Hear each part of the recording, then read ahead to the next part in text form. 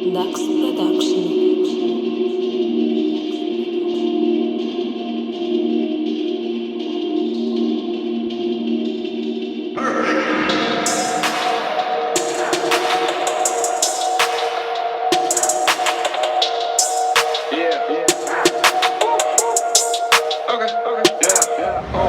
Lil Profession killer Yali ASAP Rocky beat a fucker Yanlış mı benim dedim din flaka waka Welcome to my block the camera zaklı waka Hip hop'ı halledip mi Lil Pro hem de flow'u baka Dövüp mi mana smoking kills mene dollar bills Mana gerek ya showbiz yakini album release Estradama bitches down to your knees Estradama bitches down to your knees Sen min fanım der, sen min fanımın fanıyı Ferret bulları kersanı sen neçet ve fanıyı İsege göre kanser bami İsep kulukluğu daklayı Vasana sana kanser mesele bami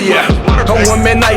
aylayan aloma lo Sever balansın no limit Özün bilyana bro Önümlüm yukarı hile çırşı kulluğu yok emo Hip hop'ta ağrımama kirli ağır men sumo